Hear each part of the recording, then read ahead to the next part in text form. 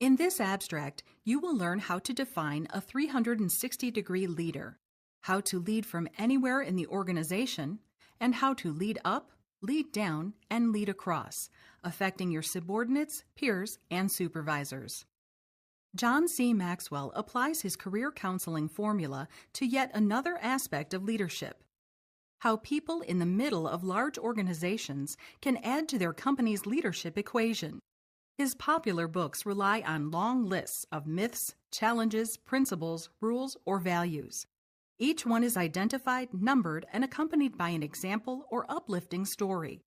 In practice, will people refer to these lists or simply draw from Maxwell's major concepts? Lead from the middle. Most organizations are hierarchical and follow a top-down leadership approach. But in actuality, 99% of all leadership decisions come from the middle of an organization. This means you don't have to be a senior executive to make an impact. People can lead from any position in an organization, from the bottom up, top down, or across.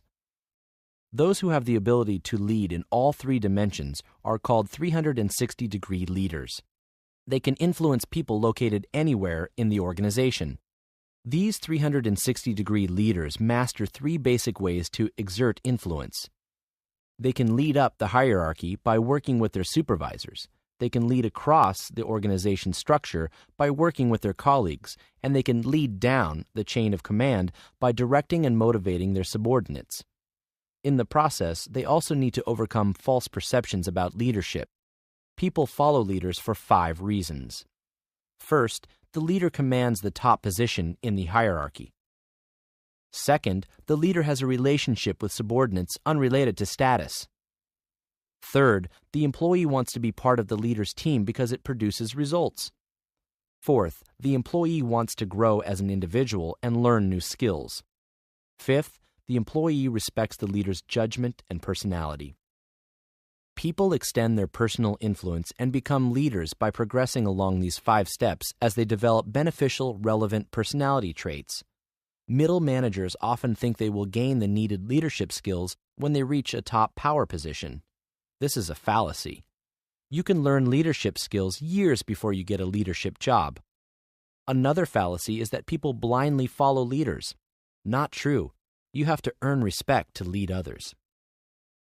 Meeting the challenge. If you are a leader in the middle of an organizational pyramid, you may face a number of problems. In this position, the scope of your decision-making authority and power is often constrained. Mid-level leaders might be reprimanded if they assume too much power. This is a chronic source of tension. Factors that determine how much stress you will encounter include your degree of authority, how much initiative you want to take, and your organization's overall leadership environment. Ask yourself, is your corporate culture entrepreneurial or structured? Your leadership style should match the corporate style, or tension will result. Worrying about how well you are doing your job and how much recognition you need will also generate stress. When you lead from the middle, do not expect to get much credit for your accomplishments or receive frequent pats on the back. Keep your expectations realistic. Be a team player who believes in the company's leadership. Try to sharpen fuzzy lines of responsibility and take control over what occurs in your department. In that role, you should be the spokesperson and chief communications link with other units. When problems arise, know where to get answers fast. Working in an organization that suffers from poor leadership is a major source of frustration because insecure or incompetent leaders are ineffective. Since people feel secure in their jobs when the leader leads, mid-level leaders must compensate when a CEO fails. Your job as a mid-level leader is to make your staff members feel confident and secure so they can do their jobs. When mid-level leaders continually deliver solid results, they do get noticed. Knowing how their work contributes to the overall operation helps them become more productive. That also leads to increased job satisfaction, particularly since much of an organization's actual work takes place at the middle level. What you need to lead up. Successful mid-level leaders know how to self-manage. In this role, make efficient use of your time. Develop the ability to control your emotions, priorities, and how much energy you allocate to specific projects. Balance your work and leisure time. Learn to separate the two realms. Constantly try to improve yourself. If you can help make your boss's job easier, that will facilitate his or her success and that of the organization. Offering to help is a way of getting noticed, and it advertises your capabilities.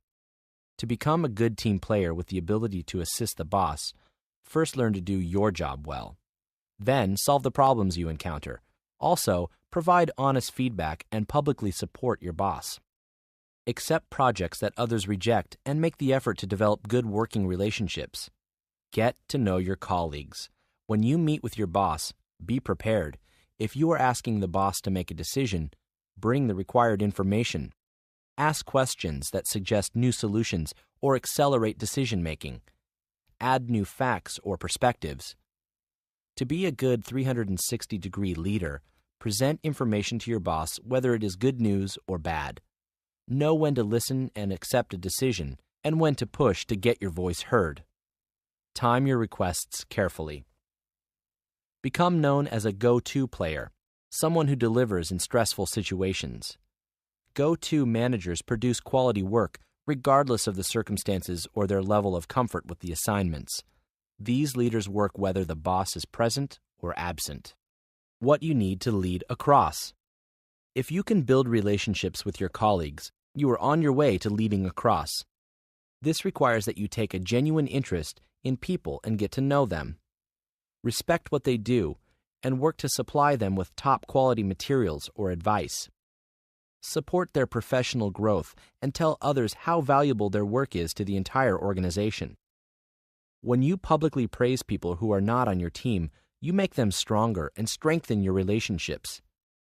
Consciously expand your circle of colleagues.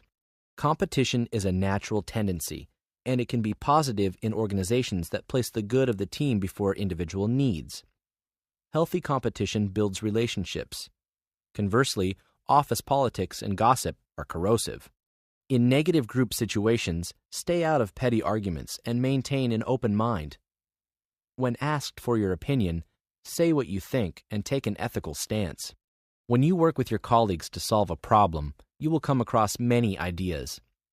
It is a natural tendency to advocate your own ideas, but don't become blind to the validity of other people's suggestions. If someone else's idea is better, admit it.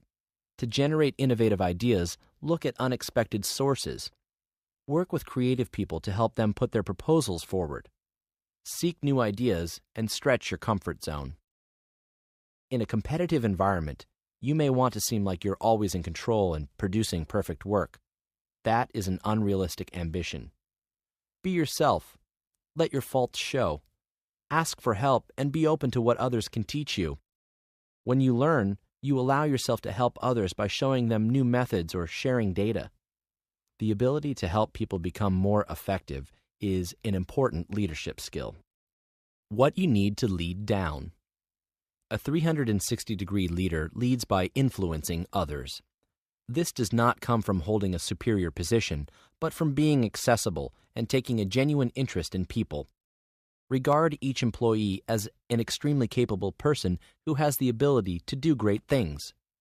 People will exceed your expectations when you encourage them to do their best, praise them in public, and give them the recognition they deserve.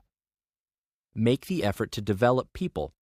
Developmental programs are different from training, which gives people the knowledge or tools to do their jobs. Developing a person means enhancing his or her individual qualities. This can range from teaching time management techniques to showing someone how to have a positive mental attitude. A personnel development program is a long-term commitment based on each individual's strengths and weaknesses. It requires a highly personalized approach. Having the right people in the right jobs is as important as hiring good employees. Since everyone cannot do every job, place each person in a position that displays his or her strong points. One study found that departments achieved a 50% drop in employee turnover when managers allowed people to work at the tasks they liked best. When you recognize your employees' strong points and then assign them to jobs that complement their skills, everyone wins. But this does not mean that you should overlook employees' weaknesses. Work with your staff members to identify and fill gaps in their knowledge or skills. Be a role model. Leadership by example works. Consistency between what you say and what you do reinforces your entire message and enhances your credibility. Consistent positive behavior produces positive results. This kind of professional behavior is intrinsically linked with organizational culture. Attitudes shape a company's atmosphere, just as values impel its decision-making processes. Leaders of good character can build trust among employees, and employees who share an honorable work ethic make the company more productive. When your leadership produces results, reward your team. Praise and promote deserving people. Give the largest bonuses to the people who did the most work or made the greatest contribution. Perks can be more than money. They can include anything from a designated parking space to additional time working with you or having you as a mentor. Include employees' family members in some reward programs, since leaders often sacrifice family time. A valuable investment. Clearly, 360-degree leaders benefit their organizations. They build strong teams, contribute at every level, create an incubator for developing new leaders, impel senior leaders to succeed, and demonstrate evolving leadership skills. Still, senior executives must create the right atmosphere for 360-degree leaders to develop. Top management should value people and devote the needed resources to developing new talent. Senior executives need to provide a non-threatening environment where mid-level managers can grow and can feel comfortable about challenging accepted methods and presenting new ideas.